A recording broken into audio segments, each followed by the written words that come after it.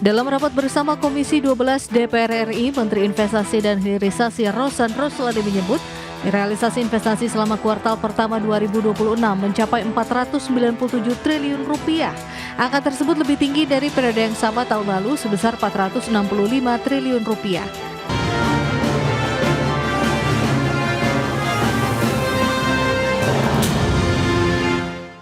Ya, pemirsa, Kementerian Investasi dan Hilirisasi mencatat realisasi investasi selama kuartal pertama tahun 2026 mencapai 497 triliun rupiah dengan jumlah serapan tenaga kerja sebanyak 627.036 orang. Realisasi ini lebih tinggi dari periode yang sama tahun lalu sebesar 465 triliun rupiah. Dalam rapat bersama Komisi 12 DPR RI, Menteri Investasi dan Hilirisasi Rosan Roslani menyebut, realisasi investasi selama kuartal pertama 2026 mencapai 497 triliun rupiah. Angka tersebut lebih tinggi dari periode yang sama tahun lalu sebesar 465 triliun rupiah. 30,2% dari total investasi sepanjang kuartal pertama 2026 berasal dari proyek penghiliran atau hilirisasi sumber daya alam. Persentase tersebut setara dengan 150,1 triliun rupiah. Realisasi investasi tersebut telah menyerap sebanyak 627.036 tenaga kerja. Jumlah itu tumbuh 5,5% secara tahunan. Sementara itu, negara asal investasi masih dinominasi oleh Singapura, China, Jepang, Korea Selatan, dan Amerika Serikat. Target yang dicanangkan oleh pemerintah pada triwulan pertama ini bisa kami capai yaitu sebesar 497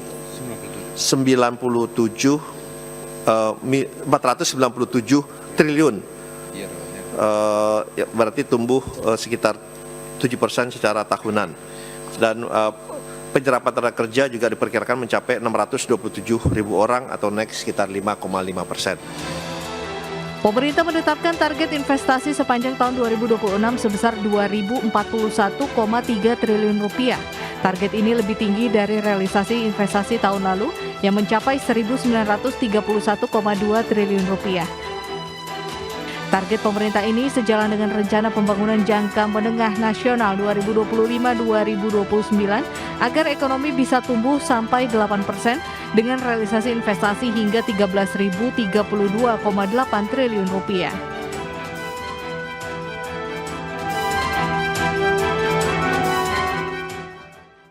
Baik pemirsa, untuk membahas tema menarik kita kali ini, investasi tetap bergeliat di tengah dinamika ekonomi global. Kita sudah tersambung melalui Zoom bersama dengan Bapak Ajib Hamdani, Ketua Komite Tetap Perpajakan Kadin Indonesia. Kemudian juga sudah ada Ibu Esther Astuti, beliau adalah Direktur Eksekutif Indef. Langsung saja kita sapa. Halo Pak Ajib, apa kabar Pak? Sangat baik Mas Pras. Baik, terima kasih atas waktu yang disempatkan. Bu Esther, apa kabar Ibu? Alhamdulillah baik, terima kasih Mas Pras. Baik, terima kasih juga atas waktu yang disempatkan, dan Pak Ajib ini juga sekaligus menjabat sebagai analis kebijakan ekonomi dari Asosiasi Pengusaha Indonesia. Pak Ajib, dari sisi pelaku usaha kita akan review terlebih dahulu nih. Kondisi saat ini, dinamika geopolitik, geoekonomi global begitu yang justru semakin memanas ya, dengan tidak tercapainya kesepakatan damai begitu perundingan yang dilakukan di Pakistan begitu antara Amerika Serikat dan Iran, ini justru memanaskan lagi kondisi di Timur Tengah. Review dari Apindo, pelaku usaha sendiri melihat saat ini seperti apa Pak? Mas Pras, kondisi tensi geopolitik kita yang banyak uncertainty, adanya banyak ketidakpastian, itu memang kemudian cenderung akan memberikan tekanan begitu terhadap pertumbuhan domestik di Indonesia, Mas Pras. Dan kalau kita lihat bahwa pertumbuhan ekonomi kita ini kan tahun 2026 itu diproyeksikan secara konservatif 5,4%. Kalau di dunia usaha memang melihat secara konservatif di angka 5,0 sampai 5,4%, itu pun sebelum adanya tensi antara Amerika dengan Iran. Nah, artinya kemudian ketika terjadi kondisi geopolitik yang terus memanas seperti ini, maka resiko pertumbuhan ekonomi dalam negeri juga akan mengalami tekanan. Harapan kita Mas Pras adalah bagaimana salah satu variabel penopang pertumbuhan ekonomi kita, yaitu di investasi, itu bisa mencapai over target. Karena variabel-variabel yang lain, misalnya termasuk bagaimana kondisi daya beli masyarakat, bagaimana kondisi fiskal yang kita mengalami tekanan luar biasa dengan adanya target penerimaan pajak yang akan kemungkinan besar shortfall kembali misalnya. Dan pertimbangan-pertimbangan yang lain, jadi harapan besar kita adalah penopang pertumbuhan ekonomi kita itu dari investasi. Dan kalau kita lihat Mas Pras, pertumbuhan investasi sepanjang 2026 ini ditargetkan 2041 triliun sebenarnya. Dan kemudian ketika di kuartal pertama mencapai 497 adalah sebuah angka yang cukup positif buat dunia usaha. Apalagi kemudian kalau kita hitung dan lihat data itu serapan tenaga kerjanya mencapai 600 ribu lebih. Artinya setiap 1 triliun investasi masuk itu bisa potensi menyerap di angka 1.200 orang. Walaupun belum begitu ideal karena idealnya di atas 2.000 orang ketika bisa mencapai investasi yang padat karya. Tapi realitas ini kan perlu kita sandingkan dengan angka yang lain juga, bahwa dari 497 triliun ini kira-kira di 157 triliunnya adalah hilirisasi sektor SDA. Yang notabene tentunya lebih cenderung high capital daripada job creation-nya. Jadi sekali lagi Mas Pras, bahwa dunia usaha cukup positif melihat pencapaian tingkat investasi kita di kuartal pertama sebagai penopang utama pertumbuhan ekonomi kita di sepanjang 2026 ini Mas Pras. Itu dia ya, review dari pelaku usaha ya terkait dengan capaian realisasi investasi pada kuartal pertama tahun ini. Dari sisi ekonom, Indef melihatnya bagaimana? 24% begitu di kuartal 1, targetnya sementara 2041 triliun sampai dengan tahun 2026 berakhir, Bu Esther. Iya, menurut saya ini sangat kita harus apresiasi ya di tengah kondisi global yang tidak berpihak pada kita karena ada perang ya US Iran gitu, sehingga menurut saya ini harus tetap didorong gitu ya, karena untuk bisa meyakinkan investor ini kan tidak mudah gitu kan.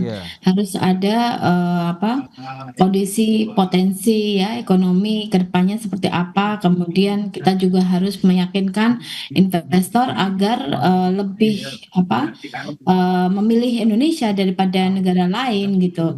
Nah, oleh karena itu yang harus dijaga adalah birokrasi ketika getting started business itu juga harus dipermudah gitu, dan dari sisi perizinan tidak berbelit, dan harus ada sinkronisasi antara kebijakan pusat dan daerah gitu Mas Pras. Baik, dengan adanya upaya-upaya tadi, capaian yang sudah diapresiasi dari sisi pelaku usaha maupun ekonom, tapi Anda melihat ini kuartal 1, kemudian kita tahu perang terjadi di akhir Februari begitu ya, 2026 ini yang kita tahu serangan Amerika Serikat ke Iran. Anda melihat bagaimana? Kuartal kedua berikutnya akan lebih challenging atau bagaimana Bu Esther? Ya, tentu ini tidak mudah bagi Indonesia untuk menarik investasi sekali lagi ya, di tengah kondisi yang geopolitik yang sedang carut marut ini. Nah, namun demikian potensi adanya perlambatan investasi di kuartal 2 itu sangat mungkin terjadi karena kita tahu bahwa dunia ini kan sedang gonjang-ganjing karena ada perang tersebut. Nah, oleh karena itu Indonesia harus memberikan ya promosi investasi yang tidak biasa ya. Kalau misalnya sekarang ini ada pertemuan-pertemuan gitu ya untuk promosi investasi.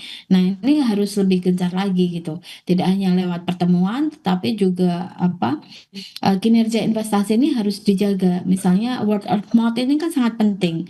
Nah, ketika perizinan itu dipermudah, kemudian ada insentif untuk melakukan investasi di Indonesia, kemudian adanya itikat baik dari pemerintah untuk terus mendorong investasi ya, ini akan menjadi word of mouth ya dari investor satu ke investor yang lainnya, sehingga ini potensi perlambatan ekonomi pada kuartal 2 ya ini bisa mitigasi gitu Mas Pras. Untuk menjaga kinerja investasi tetap harus ditekankan, kemudian gencar lagi promosi investasi Indonesia sambil tetap menjaga selain izin insentif, yang penting adalah kepastian berusaha dan kepastian hukum tentunya. Dan dari kacamata Pindo nih, pelaku usaha melihat bagaimana begitu apabila melihat kondisi saat ini, karena motor penggerak investasi kan masih di hilirisasi nih Pak Ajib. Ya, kalau kita lihat data di 2025 dulu Mas Pras, bahwa dari investasi yang masuk itu PMI itu sebenarnya mendominasi hanya kira-kira di angka 46,6%. Artinya sebenarnya lebih dari 50% juga masih berasal dari PMDN. Nah,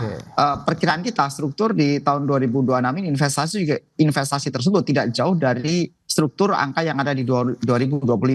Apalagi memang kondisi geopolitik yang ada memang terus memanas seperti ini. Artinya kemudian Mas Pras, harapan kita adalah bagaimana PMDN juga bisa lebih mendominasi terhadap struktur di tahun 2026 ini. Tapi kemudian kalau kita lihat bagaimana kondisi global yang lain Mas Pras, bahwa ada beberapa hal yang perlu kita eskalasi secara positif. Misalnya di tahun 2025 akhir kemarin kita juga mendorong ratifikasi adanya Indonesia dengan Eropa untuk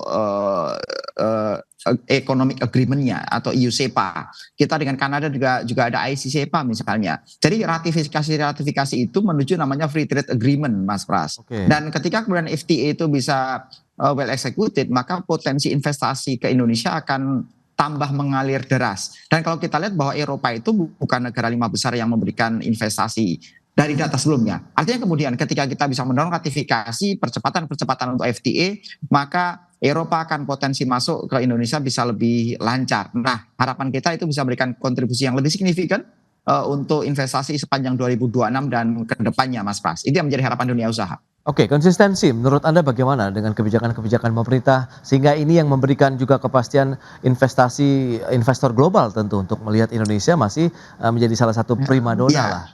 Ini memang menjadi satu PR tersendiri yang sangat substantif buat government kita, bahwa memang berbicara masalah kepastian hukum, berbicara masalah certainty, dan masalah bagaimana kita continuity membuat regulasi itu yang menjadi PR sebenarnya. Ini hal yang sangat mendasar.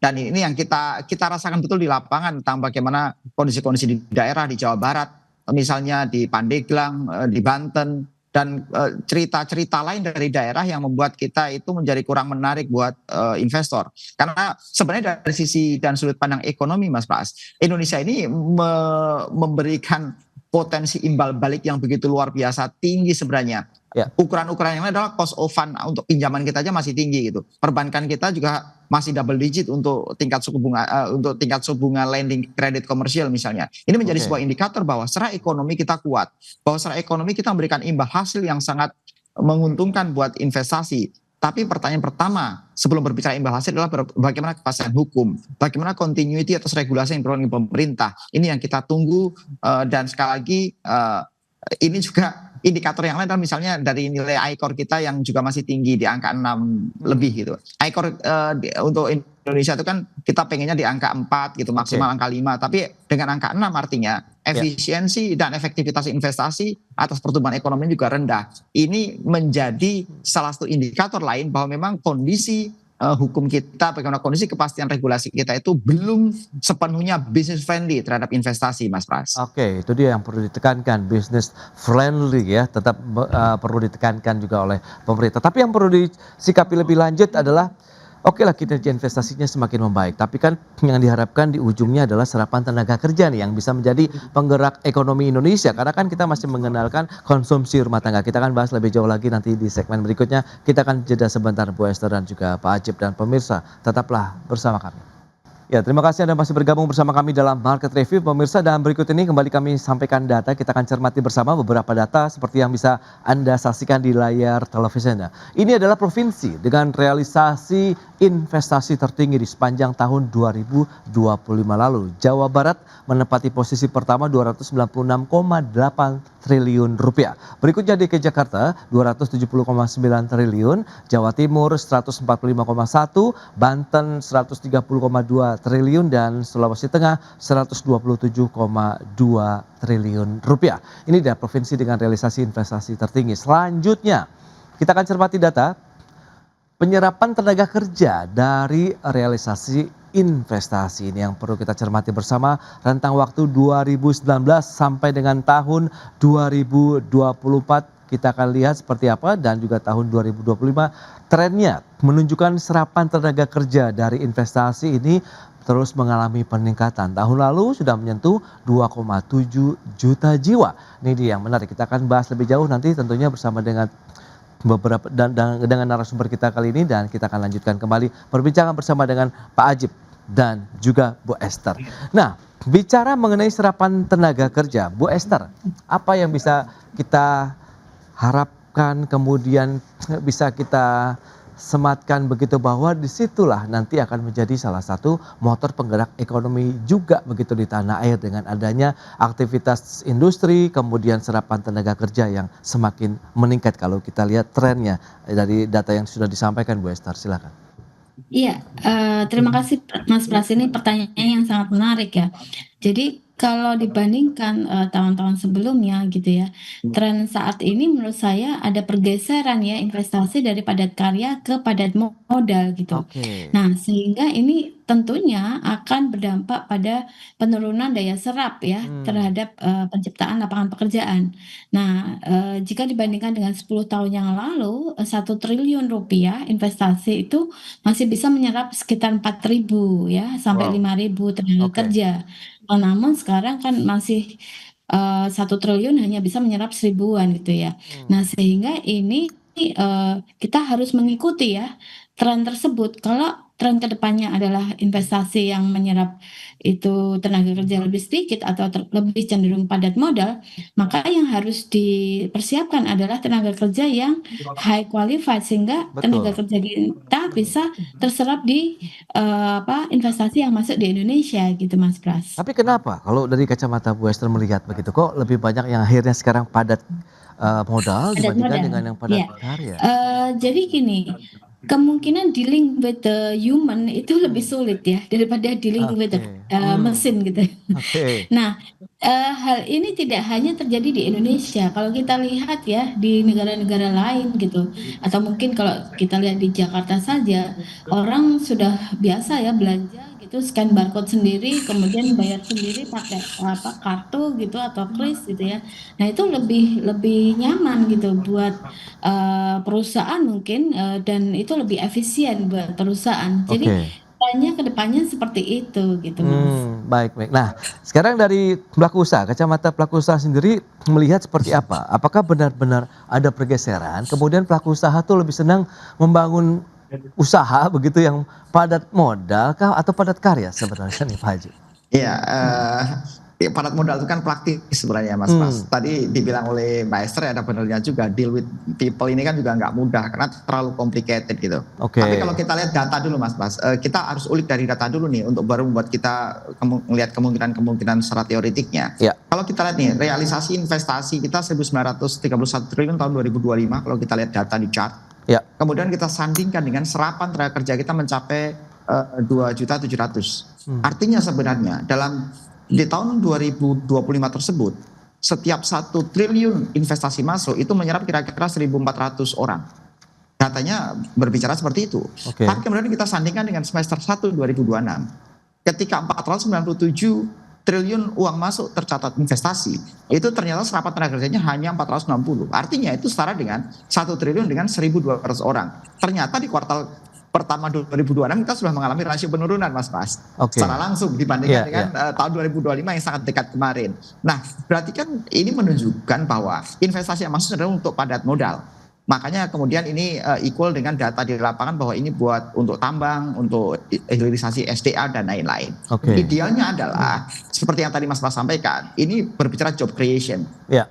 Job creation ini kan ada dua kemungkinan. Apakah satu betul-betul secara industri yang menyerap tenaga kerja secara langsung, secara formal, atau kemudian kedua, kita membuat engine growth, yaitu dengan adanya sebuah off-taker tapi mengengage semua stakeholder pelaku ekonomi yang masuk ke sektor UMKM, misalnya sektor-sektor pertanian dan perikanan. Sektor pertanian misalnya hilirisasi dan integrated farming yang mengengage jutaan petani misalnya, itu juga bisa disebut sebagai bagian dari engagement tenaga kerja sebenarnya Mas Pras. Dan Oke. itu kan belum masuk ke prioritas investasi kita. Dan bahkan sejalan dengan itu, di tahun 2025 kemarin, 2 klaster terbawah yang mendapatkan kredit dari bank adalah sektor pertanian dan maritim.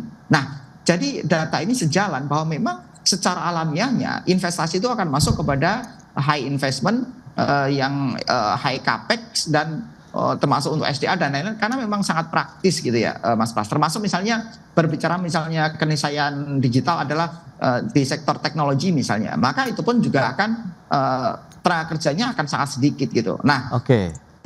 sebenarnya pertanyaan selanjutnya adalah bagaimana pemerintah membuat affirmative action, membuat regulasi-regulasi yang memberikan daya tertarik bahwa investasi ini yang nanti akan men-engage banyak UMKM dan para stakeholder pelaku ekonomi yang lain misalnya, atau kemudian industri sektor padat karya yang akan meng-engage karyawan secara langsung untuk menjadi karyawan formalnya misalnya dan lain-lain. Sebenarnya dunia usaha juga mengapresiasi ketika misalnya state enterprises ini kan tengah-tengah antara negara dengan private sector, ini kan namanya state enterprise atau BUMN lah sekarang, Danantara namanya. Ketika kita lihat Danantara diharapkan menjadi engine growth oleh Pak Presiden, ini harus dilakukan secara nyata, karena kalau kita lihat ini kan BUMN ini kan sebuah industri yang cenderung, ya saya sampaikan cenderung, walaupun ini secara kasus itu bisa lain-lain, cenderung kurang efisien gitu. Kita lihat bagaimana return on asset yang didorong oleh Pak Prabowo ini harusnya bisa naik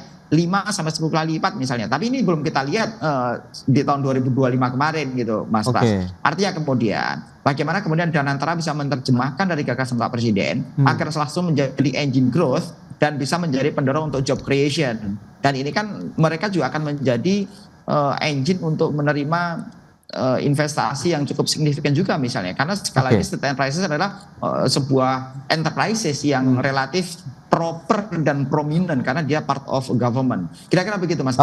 Itu dia ya gambaran ya terkait dengan dunia kerja kita dari kacamata pelaku usaha. Bu Esther, terakhir Anda melihatnya seperti apa sampai di tahun 2026 ini untuk realisasi investasi kita? Ya, untuk realisasi investasi ini kita sekali lagi mengapresiasi ya dengan adanya capaian investasi yang tadi ya. Nah, namun demikian kalau dikaitkan dengan hilirisasi, maka untuk bisa mendorong hilirisasi ini agar ada banyak investor yang datang untuk membantu Indonesia untuk melakukan hilirisasi, maka hilirisasi ini harus berdasarkan market driven gitu ya. Produk-produk yang kita produksi itu memang benar-benar diinginkan oleh market gitu, jadi bukan hanya sekedar hilirisasi. Nah, kemudian yang kedua itu kita harus mendorong ya peningkatan produktivitas gitu, karena dengan mendorong peningkatan produktivitas kita berarti harus melakukan transfer pengetahuan, transfer teknologi gitu, karena sekali lagi investasi ini ada pergeseran dari padat karya menjadi padat modal gitu. Nah, kemudian yang ketiga adalah menciptakan lapangan pekerjaan yang lebih banyak, jadi jangan sampai ketika ada hilirisasi tenaga kerja lokal ini hanya menjadi penonton saja gitu. Nah, yang keempat adalah sekali lagi kita harus melakukan hilirisasi yang mendorong green economy, artinya ada transisi ya menuju ekonomi hijau gitu. Nah, sehingga adanya hilirisasi tidak merusak lingkungan kita, tetapi menciptakan nilai tambah bagi produk-produk Indonesia, meningkatkan nilai ekspor kita, dan menjaga agar Indonesia ini tidak rusak lingkungannya gitu. Baik, itu dia ya beberapa poin yang sudah disampaikan. Green economy, green energy nampaknya yang menjadi game changer nantinya ya untuk proses mungkin hilirisasi dan pertumbuhan ekonomi Indonesia ke depannya. Baik, Bu Esther, kemudian Pak Ajib, terima kasih banyak atas informasi, update dan juga insight yang sudah diberikan kepada pemirsa pada hari ini. Selamat melanjutkan aktivitas Anda kembali. Salam sehat. Sampai berjumpa kembali. Terima kasih Bu Esther, Pak Ajib. Terima kasih Mas Pras. Terima kasih Mbak Esther. Ya. Baik pemirsa, baik pemirsa, 1 jam sudah saya menemani Anda dalam Market Review dan berbalik terus informasi Anda hanya di IDX Channel, your trustworthy and comprehensive investment reference. Karena urusan masa depan harus di depan, aku investor saham. Saya Prasetyo Wibowo beserta seluruh kerabat kerja yang bertugas pamit undur diri. Terima kasih dan sampai jumpa.